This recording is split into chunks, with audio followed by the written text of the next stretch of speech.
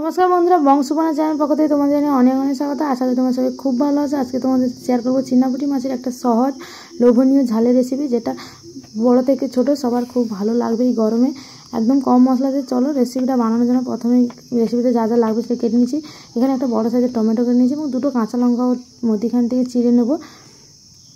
আর এখানে আমি বাড়ির পুকুরে চিনাপুটি মাছ নিয়ে নিয়েছি, 3 পিস মাছ নিয়ে নিয়েছি, দুটো গোটা রেখেছি আর একটা কেটে দিয়েছি।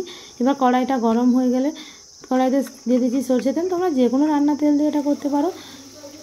মাছটার মধ্যে নুন মাখিয়েছিলাম, হলুদ দেয়নি, তোমরা চাইলে অল্প একটু হলুদ দিতে পারো। মাছটাকে এই ঝালটা বানানোর জন্য মাছটাকে হালকা ভেজে নেবে, বেশি ডিপভাবে ভাজার দরকার নেই। চলো মাছগুলো আমার ভাজা হয়ে গেছে, দেখতেই পাচ্ছ তোমরা মাছগুলো আমার ভাজা হয়ে গেছে। চলো মাছগুলোকে এবার নামিয়ে নিই। এবার ঝালটা বানানোর জন্য একটা মশলা তৈরি করব। তার জন্য এখানে 1 চামচ মতো কালো সরষে, 1 চামচ সাদা সরষে, 1 চামচ পোস্ত নিয়েছি। ভালো করে মিক্সিতে গুঁড়ো করে নেবো। প্রথমে শুকনোটা গুঁড়ো করে নিয়েছি, তারপর দুটো কাঁচা লঙ্কা দিয়ে অল্প একটু জল দিয়ে আবারও ভালো করে মিক্সিতে ঘুরিয়ে নেবো। মশলাটা আমার রেডি হয়ে গেছে। চলো এবার রেসিপিটা বানানো যাক। তার জন্য কড়াই বসিয়ে দিয়েছি। কড়াইতে সামান্য পরিমাণ তেল দিয়ে দিচ্ছি কালো জিরে এবং দুটো কাঁচা লঙ্কা যেটা চিড়ে রেখেছিলাম, যে ভালো করে ভেজে নেবো। এবার যে মশলাটা বানিয়ে রেখেছিলাম সেখান থেকে 1 চামচ মতো মশলা আমি এখানে দিয়ে ভালো করে কষিয়ে নেবো। সরষের পেস্টটা যখন কালো জিরা এবং কাঁচা লঙ্কা ভালোভাবে কষানো হয়ে যাবে, তারপর দিয়েছি 1 চামচ হলুদ দিয়ে ভালো করে অল্প একটু জল দিয়ে আবারও ভালো করে মশলাটা কষিয়ে নেবো।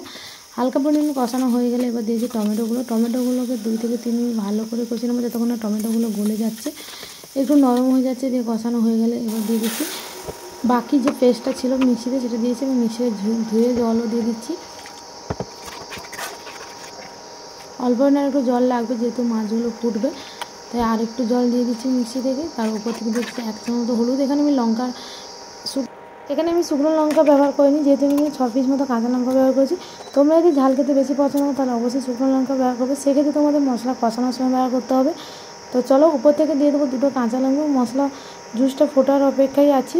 জুসটা ফুটলেই মাছগুলো দিয়ে 2 থেকে 3 মিনিটের মধ্যে আমি নামিয়ে নেবো। এবং উপর থেকে দিয়ে দিচ্ছি পরিমাণ মতো লবণটা শুধুমাত্র আমি মাখানো ছিল, তো এখন লবণটা দিয়ে দিচ্ছি। উপর থেকে দুটো চিড়ে কাঁচা লঙ্কা ব্যবহার করলে এবার দিয়ে দেবো আগে থেকে ভেজে রাখা মাছগুলো দেওয়ার পর 2 থেকে 3 মিনিট মতো ওয়েট করলে আমাদের এই লোভনীয় ঝালের রেসিপিটা রেডি হয়ে যাবে। আমাদের বাড়ির সবার খুব ভালো লেগেছে। নুনটা দেখে নিলাম, নুনটা একদমই ঠিক আছে। উপর থেকে নামানোর আগে দিয়ে দেবো একটু সরষের তেল দিয়ে দিলাম, দিয়ে ঢাকনা দিয়ে দেবো। এবার গরম গরম ভাতে সার্ভ করবো, যেটা খেতেও ভালো লাগে। দারুণ হয়েছিল রেসিপিটা। অবশ্যই তোমাদের যদি ভালো লেগে থাকলে প্লিজ একবার বাড়িতে ট্রাই করো। বাড়িতে ট্রাই করলে অবশ্যই আমি কমেন্ট করে জানিও। চ্যানেলের নতুন বন্ধু হলে পাশে থেকে